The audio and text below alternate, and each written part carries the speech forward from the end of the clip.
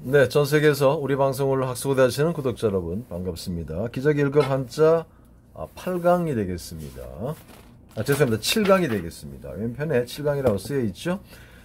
머리와 관련된 기본 글자 3개 있었습니다. 머리두자는 사물의 돼지해 머리두로 해서 돼지의 머리, 돼지 해자라는 글자의 윗부분을 본뜬 것이고, 머리수가 실제 동물의 머리를 본뜬 글자라고 하면, 머리혈자는 사람의 머리를 본뜬 글자입니다. 여러분들 오른편 위쪽에 갑골문, 금문, 전문 있죠? 갑골문에 보시면 사람이 밑에 있고 위에 머리가 있죠.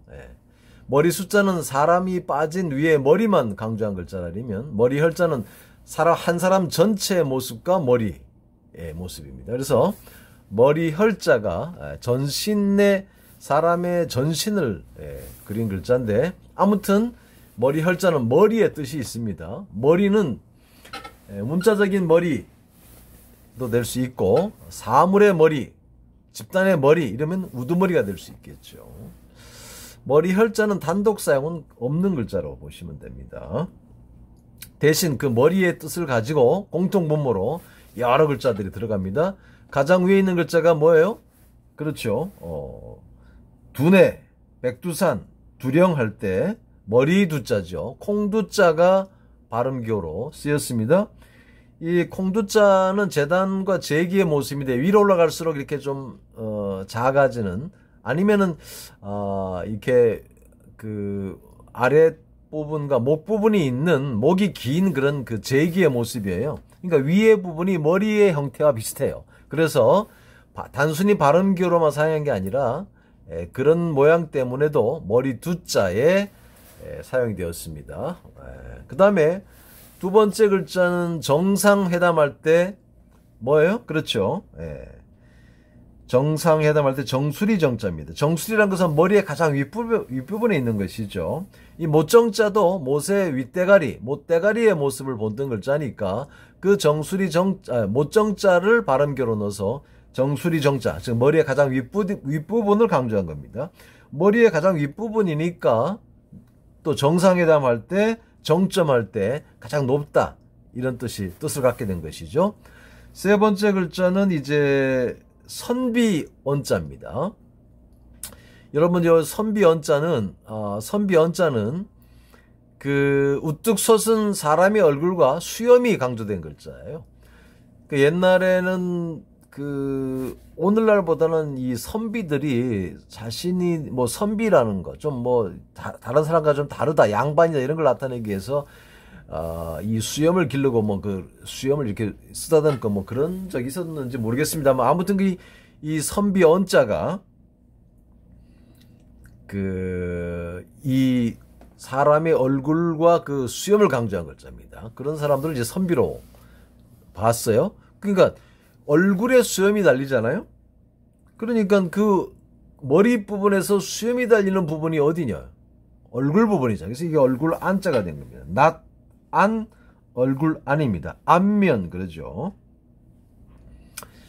그 다음에 글자는 이제 그 손객자, 손님 객자를 써가지고, 이 글자가 이마 액자도 되고 일정한 양 액자도 됩니다. 그러니까 우리가 아는 글자는 액수, 정액제, 액면 이런 말 쓰죠. 그런데 이게 액자에도 사용돼요. 여러분, 액자는 어디에다가 걸어둡니까? 손님들이 잘 볼 수 있는 머리 부분에 걸어두죠. 액자는 사람의 이 얼굴 가운데서, 신체 가운데서 가장 잘 보이는, 가장 앞부분에 보이는 부분이 어디입니까? 이마죠. 그래서 이 글자가 손객자가 들어가서, 물론 발음교에 영향을 주었겠습니다만, 손객자가 들어가서 이마 액자도 되고, 그 다음에 액수란 말에 사용이 됩니다. 일정한 양 액자가 되었습니다. 액자 할 때 이마 액자 사용됩니다. 그 다음에 이제 그 터럭삼자가 들어간 글자가 모름지기 숫자죠. 필수사항 할 때 모름지기 숫자입니다. 머리혈에 터럭삼이 들어갔다는 것은 사람의 혈도 구렛나루와 같은 수염을 본뜬 글자였는데, 이 글자가 남자는 모름지기, 털이 좀, 수염이 좀 나야 된다, 예, 구레나루가 나야 그게 남자지. 뭐 이렇게 해서 모름지기 수로 전이가 됐어요. 그러니까 원래 이 털을 뜻하는 구렛나루를 뜻하는 글자의 의미가 사라졌죠? 그러면 어떻게 됩니까? 그 다음에 이제 옆에 글자 보시면 긴 머리털 표자, 예, 길장자와 머리 털럭 삼자가 들어간 긴 머리털 표자를 집어넣어서 만들어낸 글자가 수염할 때 수염 수자입니다. 색깔이 까만색까지는 3급에서 3급 이하고 파란색이 2급이고 빨간색이 1급인데 그 외의 색들은 1급을 넘어가는 글자들입니다. 특급 글자라든가 1급을 넘어가는 글자들이에요. 그래도 수염이라는 글자는 뭐 알 필요가 있는 건 아닙니다만 1급 넘어가는 글자까지 우리가 알 필요는 없습니다만 그래도 글자의 어떤 그 분해 조립식 한자 조자 원리를 파악하는 데는 도움이 되겠죠. 그 다음에 이제 장인공자가 들어가서 항목의 목항자가 되었습니다.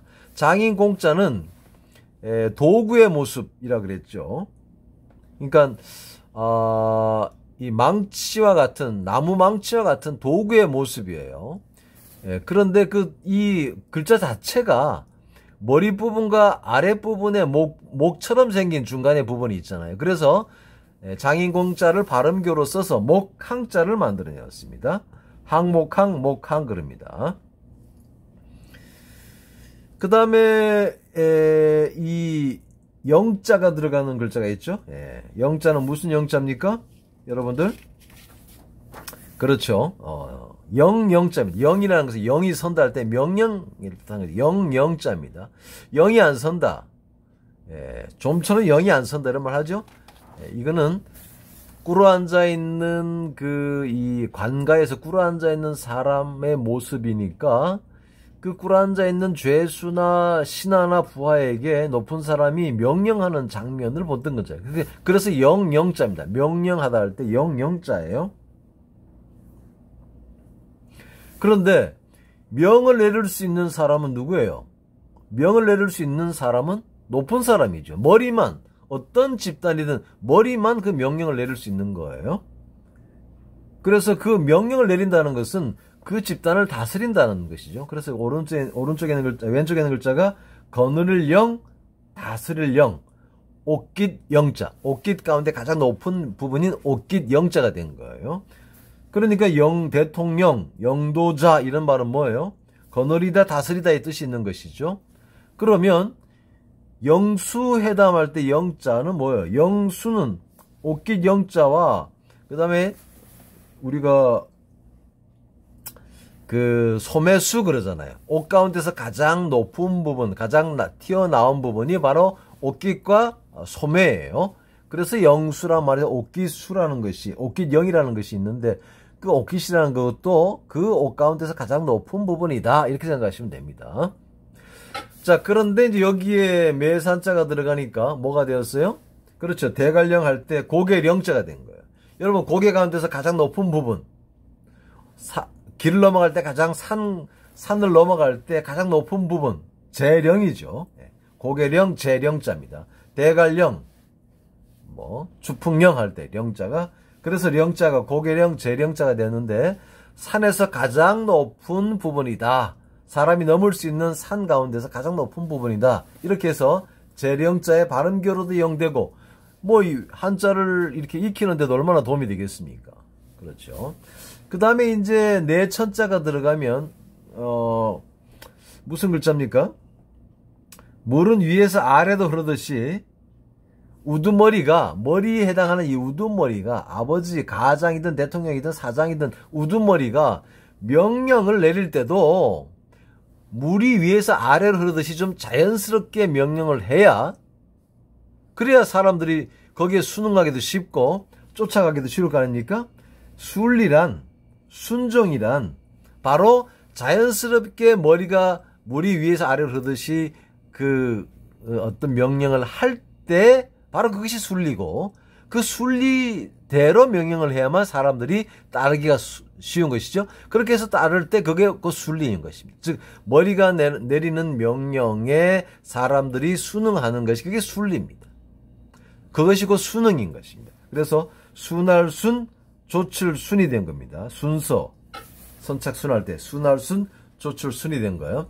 그러니까 머리 혈자가 갖는 기본적인 의미, 실제 머리의 뜻도 있지만 그 머리가 뜻하는 집단의 우두머리의 뜻도 있는 것이고, 우두머리란 명령을 내릴 수 있는 가장 높은 지위에 있는 사람이고, 그런 뜻을 가지고 가장 높다, 가장 우두머리다, 가장 위에 있다, 이런 뜻을 가지고 이와 같은 글자들이 만들어진 것이죠. 자, 여러분들 한 번만 들으면 쭉 이해되는 것이죠. 네, 그러면 또 다음 시간에 만나도록 하겠습니다. 수고하셨습니다.